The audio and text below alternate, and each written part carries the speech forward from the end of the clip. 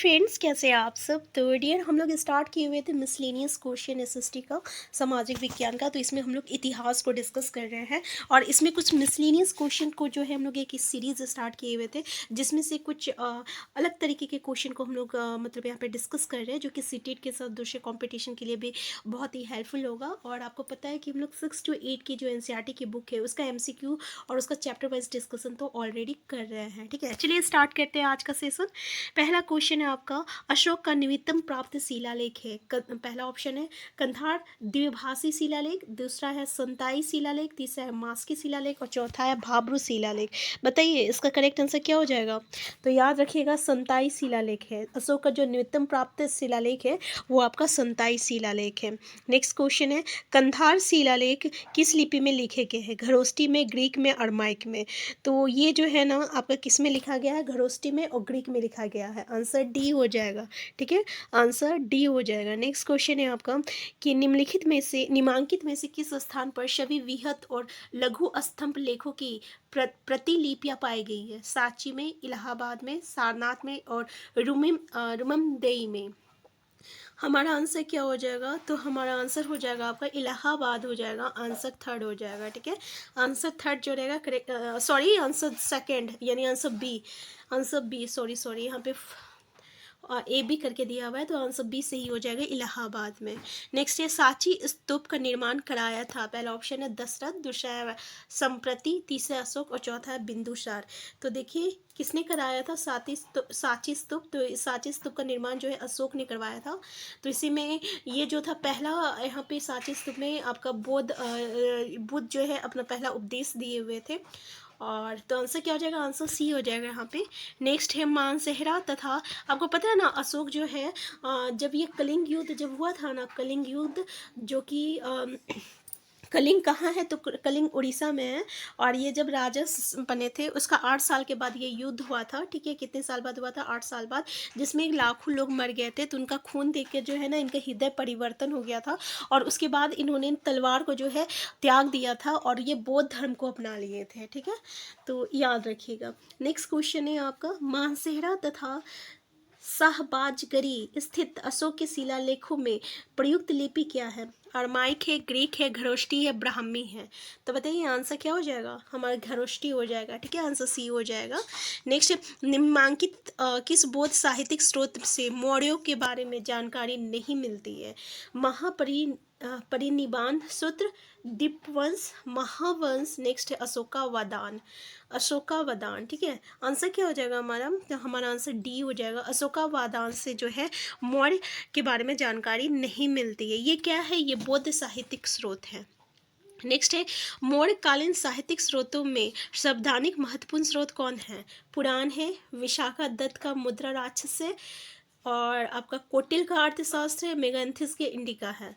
तो अगर हम लोग मौर्य कालीन की बात करें तो सबसे ज़्यादा इंपॉर्टेंट कौन रखता है, आपका कौटिल्य का अर्थशास्त्र रखता है, क्योंकि कौटिल्य के कारण ही जो है आपका चंद्रगुप्त मौर्य जो है सम्राट बन पाए थे।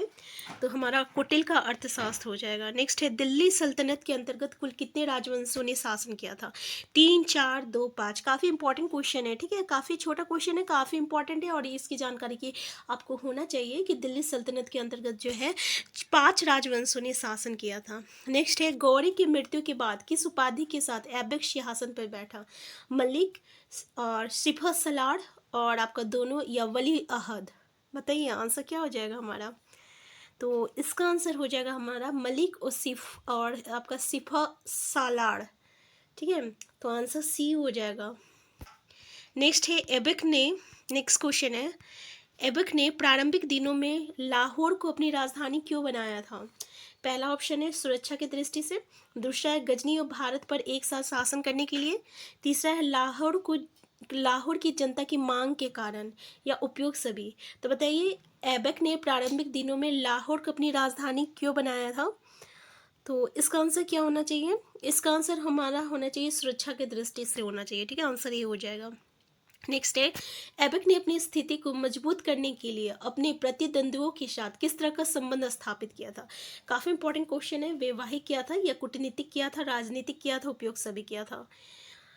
तो आंसर क्या हो जाएगा यहाँ पे हमारा, तो हमारा आंसर क्या है, वैवाहिक हो जाएगा। मतलब क्या होता है ना इसमें कि जो हमारा प्रतिद्वंदी होते हैं, अगर उनके साथ जो है अगर हम लोग विवाह कर लेते हैं तो उनकी पुत्रियों के साथ, तो फिर रिश्ता अच्छा हो जाएगा ना, तो इसलिए आंसर ए हो जाएगा यहाँ पे। नेक्स्ट है, इल्तुतमिश सल्तनत का प्रथम शासक था जिसने शुद्ध अरबी पद्धति पर आधारित चलाया।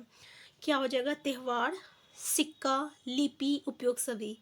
अब बताइए, इल्तुतमिश सल्तनत का प्रथम शासक कौन था जिसने शुद्ध अरबी पद्धति पर आधारित चलाया, क्या चलाया था, तो ये सिक्का चलाया था। ठीक है, आंसर बी हो जाएगा। नेक्स्ट है, सुल्तान के पद और प्रतिष्ठा में वृद्धि हेतु रजिया ने पर्दा त्याग कर धारण किया था।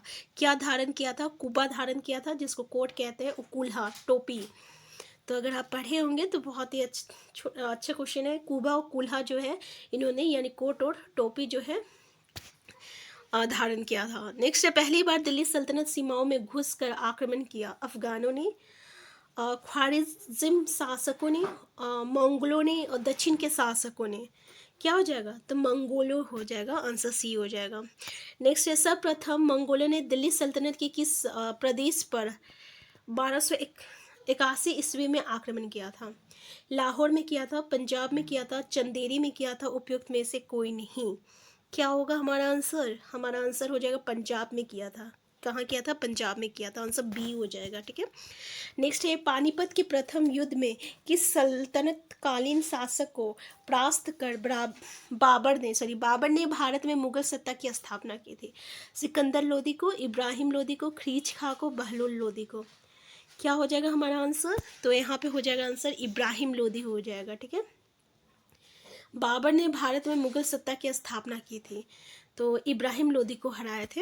नेक्स्ट है, बाबर था, क्या थे, मंगोल थे, अफगान थे, चगताई तुर्क थे, उपयुक्त कोई नहीं। हमारा आंसर क्या होना चाहिए यहाँ पे, तो हमारा आंसर जो है यहाँ पे चगताई तुर्क हो जाएगा। ठीक है, आंसर सी हो जाएगा। नेक्स्ट है, बाबर का भारत पर प्रथम सैन्य अभियान किसके विरुद्ध था। लोधियों के विरुद्ध था, या युजुफजाइयों के विरुद्ध था, या पंजाब के विरुद्ध था, या उपयोग सभी। तो आंसर क्या होना चाहिए हमारा, लोधियों के विरुद्ध था, आंसर ए हो जाएगा। नेक्स्ट है, मेवाड़ के राणा संगा और बाबर के बीच हुए युद्ध को किस नाम से जाना जाता है। हल्दी घाटी का युद्ध, पानीपत का द्वितीय युद्ध, खानवा का युद्ध, या चौसा का युद्ध। बताइए आंसर क्या हो जाएगा यहाँ पे, तो इसको हम लोग खानवा का युद्ध कहते हैं। तो मेवाड़ के राणा संगा और बाबर के बीच में जो युद्ध हुआ था उसको हम लोग खानवा के युद्ध के नाम से जानते हैं। नेक्स्ट है, बाबर ने अपनी आत्मकथा तुजुक बाबरी की रचना किस भाषा में की थी। अरबी में की थी, तुर्की में की थी, फारसी में की थी, या आपका उर्दू में की थी। तो आंसर क्या होना चाहिए यहाँ पर, तुजुक बाबरी यानी तुर्की। ठीक है, तो याद रखिएगा, तुजुक से तुर्की, आंसर क्या हो जाएगा, आंसर बी हो जाएगा। बाबर की आत्मकथा क्या है, तो तुजुक बाबरी है। ठीक है, तो ये भी एक क्वेश्चन बनता है कि बाबर की आत्मकथा जो है तुजुक बाबरी है, जो कि तुर्की में लिखा गया है। तो आज का क्लास हम यहीं तक रखते हैं, इससे आगे जो है नेक्स्ट क्लास में डिस्कस करेंगे। तो भाई हमें कम पढ़ना है लेकिन अच्छी तरीके से याद करना है, क्योंकि ये तो जो है ऑलरेडी कन्फ्यूज़न वाला, मतलब आप कितना भी पढ़ो तो ये लगता है कि कम ही है। ठीक है, तो इसलिए जो है हम कम ही पढ़ेंगे, लेकिन जो भी पढ़ेंगे अच्छे से पढ़ेंगे। तो हम फिर मिलते हैं नेक्स्ट क्लास में। चैनल में नए हैं, चैनल को सब्सक्राइब कर लीजिएगा। Thank you.